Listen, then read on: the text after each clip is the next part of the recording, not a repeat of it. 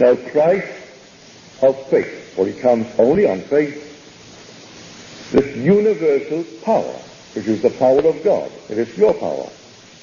The power that you gave up to come here. You emptied yourself of your own power and your own wisdom. And you are God the Father who came down. Now your power will return at a certain time, having experienced the whole thing, and to experience the whole you had to become man.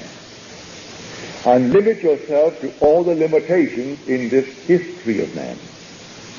And then go through every sorrow in the world.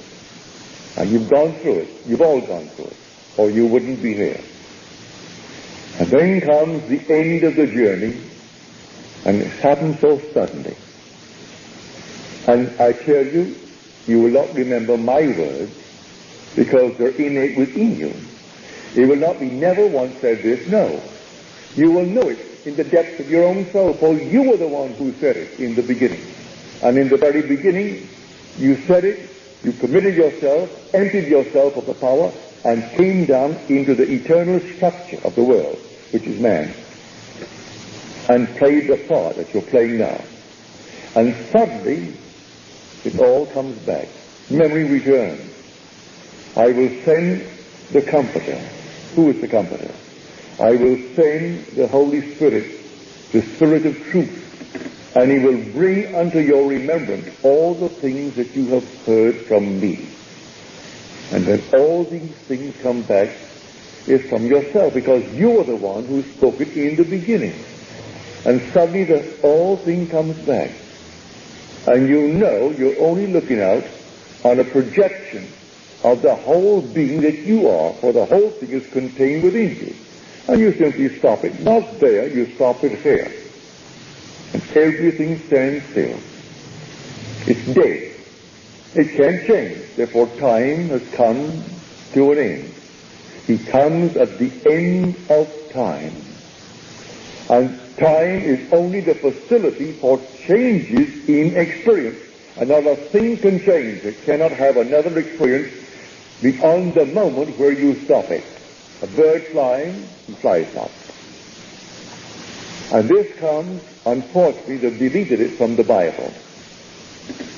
It is the book called the Epistle of James. You will find it in the Apocrypha. For our Bible today contains 66 books. It did not always have only 66. There were 80 books up to the turn of the 19th century. 14 books have been deleted, and they're now printed separately as the Apocrypha. But up until the 19th century, there were 80 books in our Bible. And then they deleted the 14 and kept 39 of the old and 27 of the new, making a book which is a library really, because there are 66 books in it. But here in the book known as the Epistle of James, the night of the birth of the mysterious child, Joseph set forward in search of a midwife to bring this midwife to aid in the birth of his child. And as he set forward, here are the shepherds. And the shepherds are watching their flocks by night. And there are others who are laborers in the field of the leading shepherds. And they came upon these men, and they were eating, all moving into a common dish. And their hands dipped into the dish, all of the hands of the dish.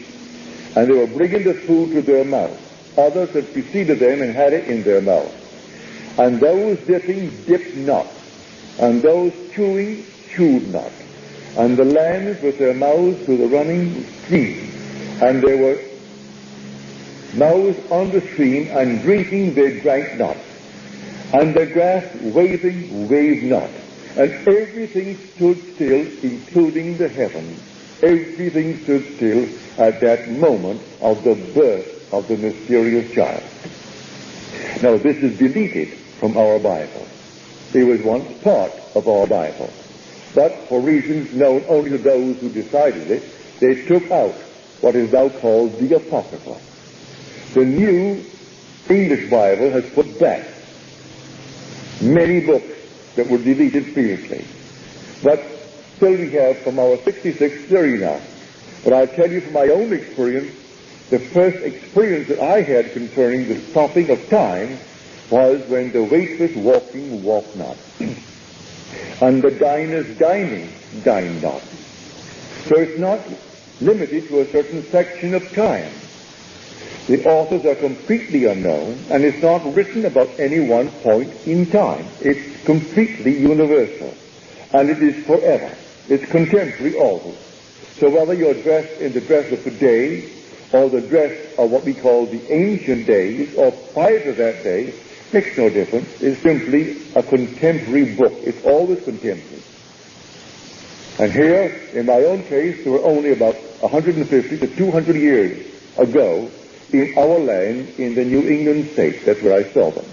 I could tell from the way she was dressed, the way the family of four were dressed, that it was about 200 years ago.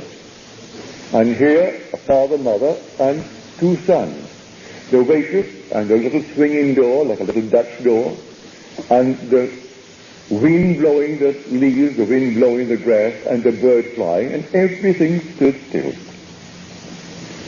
Then, years later, not so many years later, came the actual birth. That was a forerunner. It was telling me something which at the moment I didn't quite understand. I was amazed that I had such power, but I didn't realize what that power, which was returning to me, was leading up to. I hadn't the slightest idea what it indicated. I could only record what I experienced, and I experienced power. But within me I could stop the whole vast world, and it stopped. And it stood still. Then, within me, I released it, and it continued on its way and fulfilled its intention. Then came another experience when I not only stopped it, I could change its intention. And then it would move on and justify the change that it intended to execute. And the whole thing was within me and not within the thing that I was observing. And prior to that moment, I thought that everything in my world was completely independent of my perception of it, to discover it wasn't so at all. It was all within me. And all here came down with the same intention. For before we came down, we agreed in concert to play these parts. And we came down.